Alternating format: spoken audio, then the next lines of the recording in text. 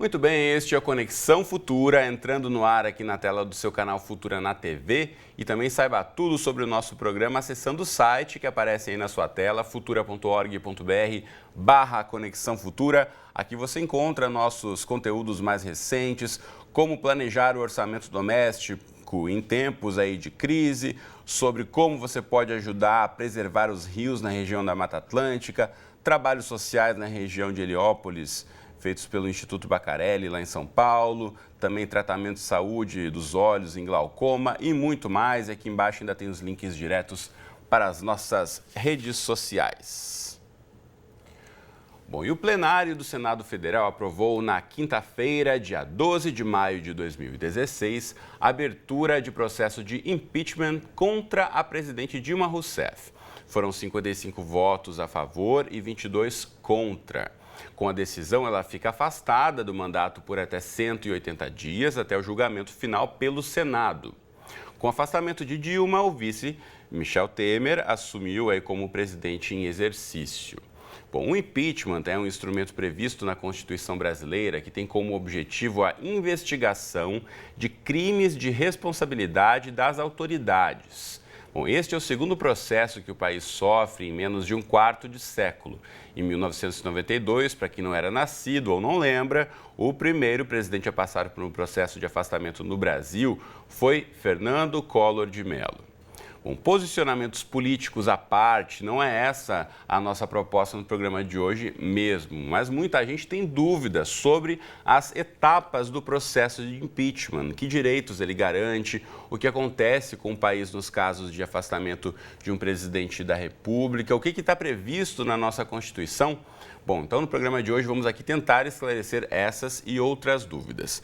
Para isso, eu conto aqui no estúdio ao meu lado com o Diego Werneck Arguelles. Ele é professor da FGV Direito Rio. Bem-vindo à Conexão, tudo bem? Tudo bem, Cristiano. Obrigado pelo convite. Obrigado você pela presença. Também convidamos para estar aqui conosco no estúdio, mas por conta do tempo, você está vendo atrás de mim aí que o tempo está fechado na região sudeste, então tanto o aeroporto de Congonhas como o de Santos Dumont aqui no Rio não colaboraram para o Flávio de Leão Bastos Pereira, que viria de São Paulo, estar aqui com a gente no estúdio, mas ele que é especialista em Direito Constitucional da Universidade de Mackenzie, vai aparecer com a gente pela internet, já vou colocar a imagem dele aí. Tudo bom, Flávio? Bem-vindo à Conexão Futura. Boa tarde, Cristiano. Obrigado pelo convite. Boa tarde, professor Diego Werneck, da GV, professor aqui por nós também admirado. E obrigado pelo convite. Muito bem, já volto a falar com você, Flávio, daqui a pouquinho. E você de casa, como sempre, é o nosso convidado aí para acompanhar os próximos 25 minutos e tirar todas as suas dúvidas sobre o que de fato é essa palavrinha em inglês, que tem sido aí das mais populares no Brasil nas últimas semanas, né? Então já começo ouvindo o Diego, que está aqui do meu lado. Diego, impeachment, né? Tem se traduzido aí como impedimento, como afastamento. Na prática, quem pode entrar com o processo de impeachment de um governante segundo a nossa Constituição? A Constituição brasileira não é excepcional ao prever o mecanismo de impeachment. Vários regimes presidencialistas, ou seja, regimes em que você vota diretamente num presidente para um mandato fixo, um certo número de anos, prevêem algum tipo de mecanismo de impeachment. No caso do Brasil, o que a gente tem é uma lei de 1950, junto com a Constituição de 88, que regulam essa matéria. Aliás, daí surgem muitas das confusões interpretativas e conflitos jurídicos que aparecem com muita clareza nesse processo da presidente Dilma. Por que isso, Diego, essas confusões? Porque a Constituição de 88, ela, embora absorva esse mecanismo do impeachment, né, ela acolhe essa possibilidade, ela diz que vai haver um mecanismo de impeachment, ela lista, de modo geral, quais são os tipos de crime de responsabilidade que podem levar a esse afastamento, mas ela diz que isso vai ser detalhado numa lei especial. A lei que existe e que já foi usada no caso do presidente Collor é de 1950, era um outro sistema político, era uma outra época. Inclusive, o que essa lei prevê é claramente algo de uma outra época. Ela prevê que qualquer cidadão é parte legítima para iniciar um procedimento de impeachment. Talvez, na época, não se imaginasse que isso pudesse levar uma quantidade enorme de pedidos. Né? Não sei se as pessoas adotariam essa mesma regra hoje, mas é a regra que existe no direito brasileiro. Qualquer cidadão pode iniciar o processo de impeachment junto à Câmara dos Deputados. Bom, isso só fazendo um parêntese em relação a essa questão da possibilidade ampla de o cidadão brasileiro poder entrar com um pedido de processo de impeachment. Os dois que mais repercutiram de fato foram os que andaram, que foram adiante, que foi do presidente Fernando Collor de Mello em 92 e agora da presidente Dilma Rousseff em 2016. Mas nesse meio tempo, incontáveis os pedidos de impeachment, tanto do ex-presidente Fernando Henrique Cardoso, como do ex-presidente Lula, organizações, partidos também já entraram com uma série de outros processos, e aqueles lá não foram adiante, mas enfim, que é possível, é um mecanismo que está aí e que já foi utilizado em outros momentos também, né, Diego? Sim, sem dúvida. Há dezenas de pedidos de impeachment a cada mandato presidencial desde 88. O que acontece é que o regimento da Câmara dos Deputados, são as regras que a Câmara usa para organizar o seu próprio trabalho e que tem alguma liberdade para criar essas regras, prevêem que o presidente da Câmara faz um filtro inicial. Ele deveria, a princípio, fazer um filtro formal. Esse pedido está dentro das exigências da Constituição, esse pedido pode seguir adiante. Na prática, isso acaba contendo esse grande número de pedidos de impeachment. Alguns pedidos de impeachment são claramente absurdos, alguns não são. E quem faz essa primeira filtragem seria o presidente da Câmara. Muito bem. Deixa eu voltar então a chamar agora o Flávio, que conversa conosco diretamente de São Paulo, pela internet, representando aí a Escola Mackenzie. Flávio, a gente tem acompanhado, né, desde a aprovação da Câmara, do Senado, já estamos aí nesse período dos 180 dias, mas eu queria voltar um pouquinho atrás, né? O Diego já falou aqui, então, quem pode entrar com o processo de impeachment, que na verdade tem uma série de crimes relacionados ali que justificariam ou não. Agora, o passo a passo, a partir desse momento em que há o ingresso com o pedido de impeachment, o que está previsto na nossa Constituição? Por que a Câmara primeiro votou, depois o Senado e o próximo passo foi o afastamento? Pois não. Como bem frisou o professor Diego, ao ser proposto pedido de impeachment por meio de uma denúncia, ou seja, para o telespectador entender bem, qualquer cidadão, né, como determina a lei da década de 50, pode denunciar, pode apresentar ao Congresso, mais especificamente à Câmara dos Deputados, já que o nosso Congresso possui duas casas, fatos que, porventura, supostamente descrevam um crime de responsabilidade praticado pela autoridade. O presidente da República, não só o presidente da República, também o vice-presidente, houve essa discussão recente também, não é? Então, desde que o cidadão apresente tais fatos à Câmara dos Deputados, e uma vez aceito pelo presidente da Câmara, como também foi bem frisado agora pelo professor, tal pedido, é imediatamente escolhida uma comissão por indicação dos partidos políticos, comissão esta que tem por principal tarefa iniciar os trabalhos de análise do pedido, elaborar um relatório após ouvir a defesa, ouvir a acusação.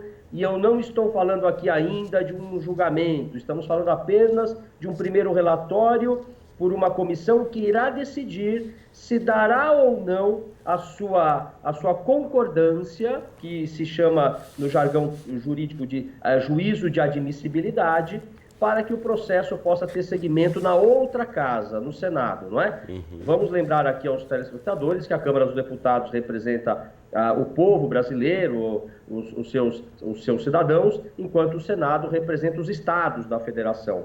A nossa Constituição, de forma também genérica, ela estabelece que o juízo de admissibilidade, vale dizer, aquela primeira opinião, no sentido de que o processo deve ser instaurado lá no Senado, quem deve proceder a esta fase é a Câmara dos Deputados. Então, monta-se uma comissão, não é? A comissão ouve a acusação, ouve a defesa, elabora-se um relatório que é votado.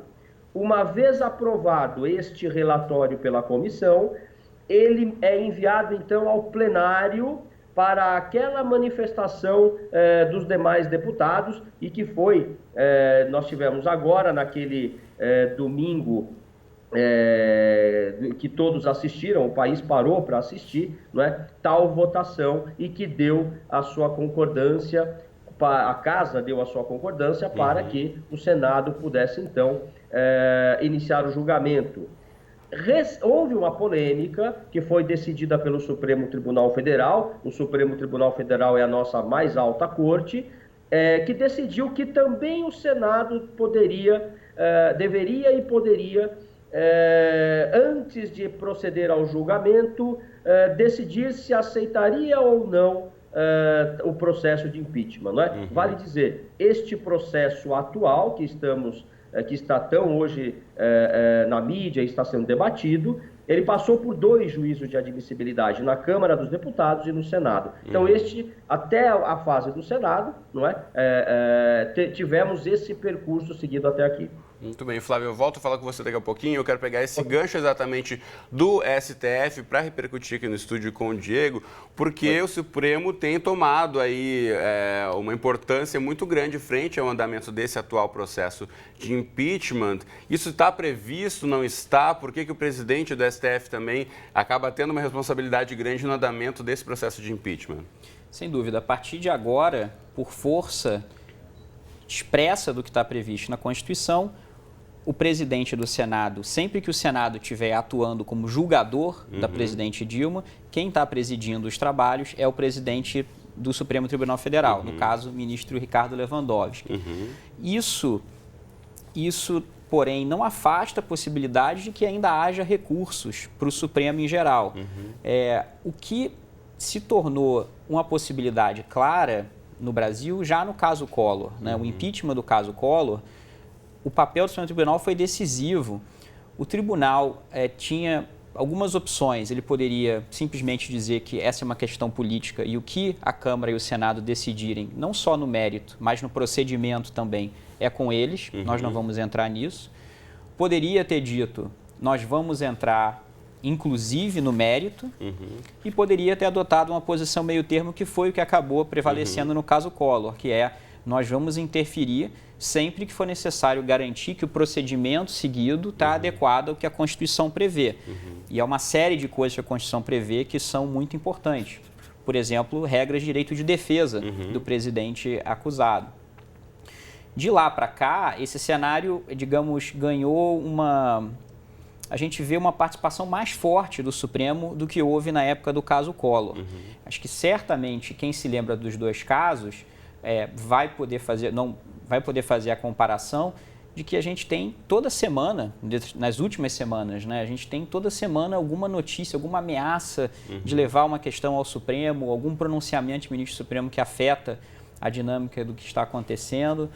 E a diferença no caso, que me parece fundamental, é que não havia o mesmo grau de conflito político no caso Collor, né? Essas ações vão parar no Supremo quando tem briga, quando as partes ali brigam. É importante mencionar nesse sentido, porque o momento político, né? Eu pessoalmente era criança, mas basta você estudar um pouquinho de história para lembrar que lá em 92 havia uma movimentação da opinião pública que grande parte apoiava o impeachment do ex-presidente Collor. Nesse momento agora a gente tem aí uma divisão muito clara, né, de pró-impeachment e contra-impeachment. A gente tem muita pergunta ainda, eu quero aproveitar muito bem o nosso tempo com esses 2 grandes mestres aqui participando do programa de hoje, ainda sobre essa questão, né? Estamos no momento em meio ao processo de impeachment, mas pela legislação Dilma Rousseff ainda é presidente e Michel Temer é presidente em exercício. Juridicamente, o que isso significa, Diego? Ela perde poderes, ela perde foro privilegiado por estar afastada ou por ainda ter o cargo de presidente mantido, ela continua com os seus direitos garantidos? Essa é uma regra muito importante do processo de impeachment, porque ela garante que no momento último do processo, em que os senadores decidem, né, julgam de fato, houve ou não houve crime de responsabilidade, eles fazem isso num contexto em que o presidente que está sendo julgado não tem poder para influenciar o processo. Ele se afasta, ele pode se concentrar na sua defesa e ele se torna um réu, digamos, apenas. Não tem poder decisório. Mas ele não tem poder decisório, mas continua presidente. Então ainda tem as prerrogativas e as garantias da presidência.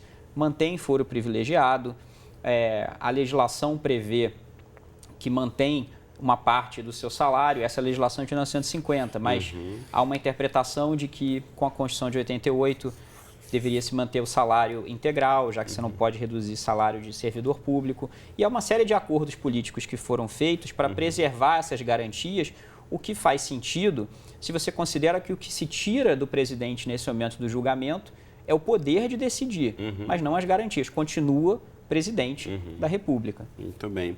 Flávio, em relação às questões de tomadas de decisões, né? A gente acompanhou aí desde o afastamento da presidente Dilma e de Michel Temer formando o seu governo em exercício, já mudanças de ministérios, mudanças de prioridades, e muitos brasileiros também se questionando em relação à questão do poder de Michel Temer enquanto presidente em exercício, desfazer decisões tomadas por Dilma e mesmo, né, remontar ministérios. Até onde vai e como funciona, né, essa questão do poder do presidente em exercício, sendo que, a princípio, ele tem 180 dias para ser presidente e, caso não vá adiante o processo, Dilma reassumiria, né? Perfeito. Essa é uma questão que foi muito debatida, inclusive se ele poderia ou não nomear o seu ministério nesta fase na qual Dilma Rousseff permanece presidente, ainda que afastada. E, ao nosso ver, a Constituição garante com clareza a possibilidade do presidente, evidentemente, nomear o seu corpo de ministros de sua confiança para poder governar, para poder gerir o país. Não teria sentido, ao nosso ver, impedi-lo de tomar essas decisões, ainda que exista em tese a possibilidade do retorno à presidência. E eu vejo aqui um problema que existe na medida em que nós temos uma lei da década de 50 que tem, vamos assim dizer, ela tem um DNA parlamentarista, não é? Vejam que nós vivemos sob um sistema presidencialista que parece estar esgotado. É um sistema chamado presidencialismo por coalizão. Inclusive, muito tem se discutido sobre a possibilidade eventual de voltarmos ao parlamentarismo, né? Essa discussão chegou a voltar a aparecer aí em pauta após essa questão do impeachment chegar à tona. Sem dúvida. Mais do que isso, nós temos uma proposta de emenda constitucional do senador Aloysio Nunes, propondo a adoção do sistema de governo semipresidencialista, que é adotado na França e em Portugal e que é, vamos assim dizer, um misto, né, de sistema parlamentarista com presidencialista. Mas em relação à questão, que é muito interessante, o risco de termos um ministério agora nomeado, em tese pelo menos, e depois um retorno da presidente Dilma, realmente existe. Mas não há como impedir Michel Temer de nomear o seu ministério para governar o país, na medida em que ele precisa viabilizar as suas decisões, as novas visões que estão sendo propostas, e não estou aqui avaliando o mérito das mesmas, apenas colocando o fato em si, e não teria sentido, porque ele é um presidente interino. Ele precisa governar o país neste período. Não é? Então, é um risco que o próprio sistema traz, e, ao meu ver, a eliminação deste risco exige reformas anteriores e mais amplas. Por exemplo, o próprio discurso sobre o sistema de governo que nós estamos, sobre o qual vivemos hoje.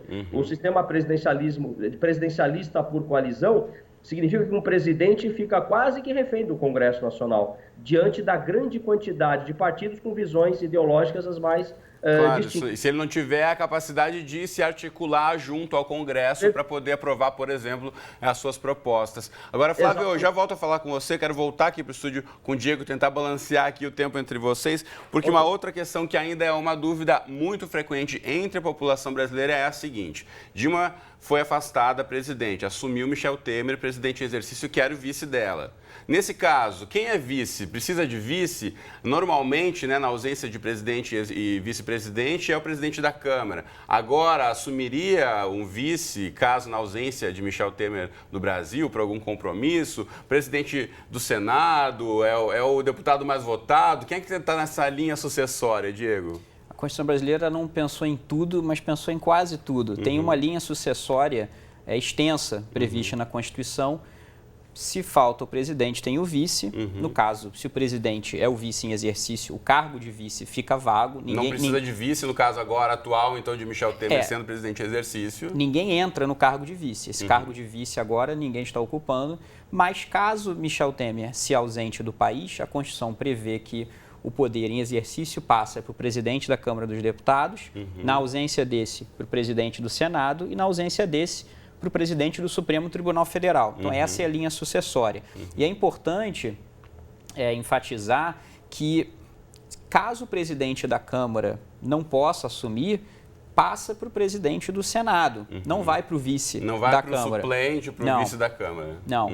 Embora tenha havido uma discussão sobre isso, né, houve alguma controvérsia, acho que está consolidado agora que, ao menos enquanto a situação do presidente da Câmara não se definir, né, o deputado Eduardo Cunha está com o mandato suspenso, então nessa situação precária não passa para o vice, pula para o próximo na linha sucessória. É como se só contasse quem está na cabeça de cada poder, né? O vice não, o presidente da Câmara, o presidente do Senado e o presidente do Supremo. Então esse papo que rolou por aí de o presidente da Câmara é o novo vice-presidente e na prática e na legislação isso não existe. Ele poderia, em exercício, na ausência de um vice, ele seria chamado. Mas ele não ocupa esse cargo, ele não se torna o vice-presidente. Ou politicamente, para o sentido, se quiser atuar, contribuir, articular, de certa forma, pautas do presidente da República, ele pode, mas oficialmente não é o vice-presidente. Esse é um poder político, assim como outros atores sem cargo formal relevante podem ser decisivos politicamente, mas juridicamente não. Muito bem.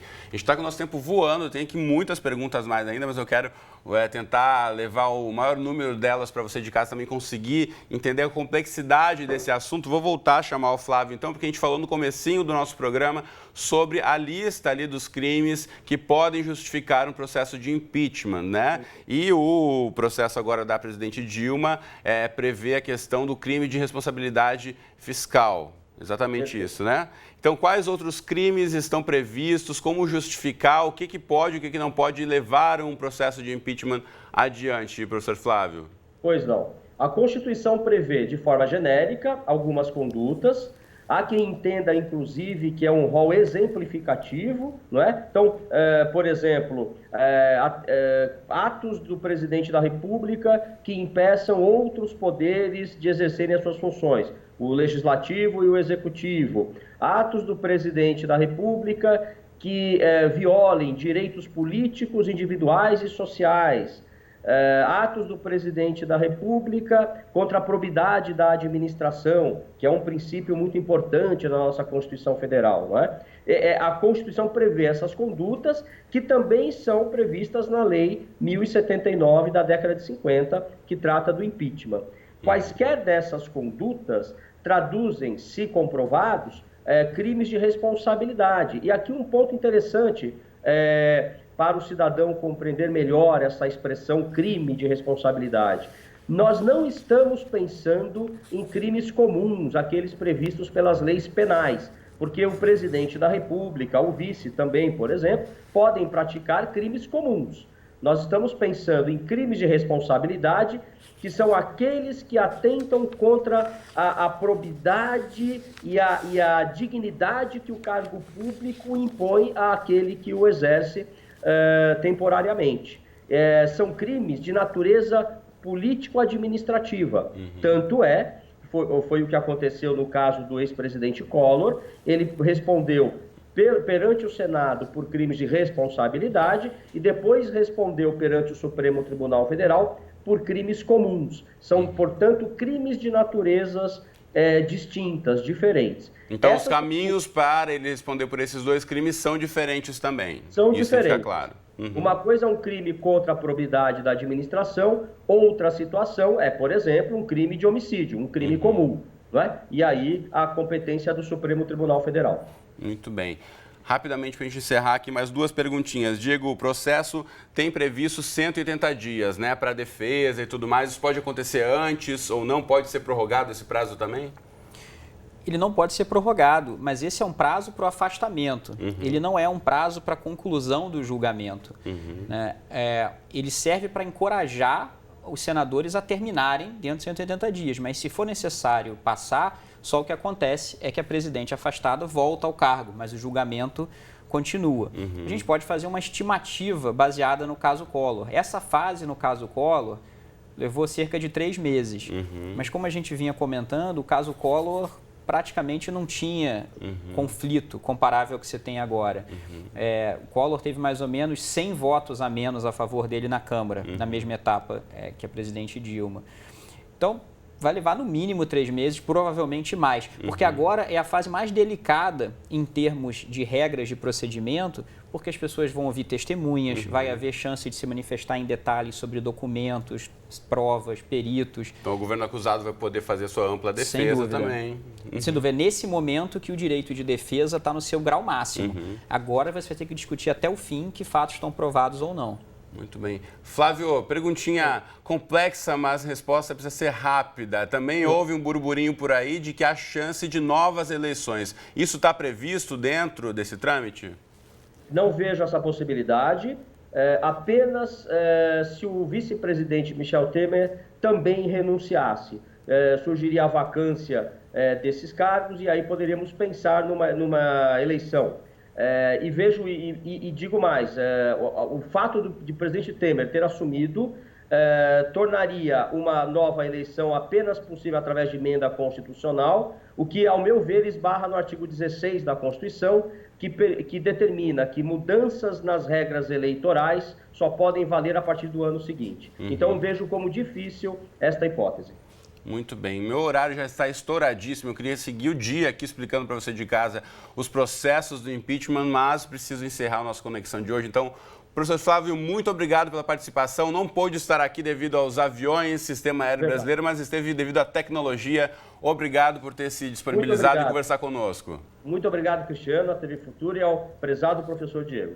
Valeu. Obrigado, Flávio. Aproveitar que eu estava aqui na internet, mostrar para você de casa. Você sabe que eu gosto sempre que você aí leve adiante a nossa discussão, que não pare por aqui no horário do programa, né? Então, vamos colocar rapidamente aí na sua tela o site que eu sempre divulgo, que aqui aparece só letrinhas para você, mas aqui está a base da nossa legislação. Incentivo que você acesse aí planalto.gov.br para conhecer a nossa Constituição Federal e saber de fato o que está previsto e o que não está previsto. A gente tem ouvido muita coisa por aí sobre impeachment, golpe, blá, blá, blá, blá, blá, blá. Como eu já disse aqui, a nossa proposta não é entrar em discussões políticas, é explicar juridicamente o que está acontecendo nesse momento na nossa história. Professor Diego, muito obrigado também pela presença e parceria aqui conosco no Conexão Futura de hoje. Até a próxima. Valeu. Até a próxima. Obrigado. Muito bom. Você de casa aí, nossa companhia, nossa Conexão Futura, nosso encontro diário está previsto aqui nos horários. Isso que eu queria chamar para você, 2h30, meia-noite e meia, 7h30 da manhã ou no endereço da internet. Um abraço e até a próxima. Estourei horário. Tchau.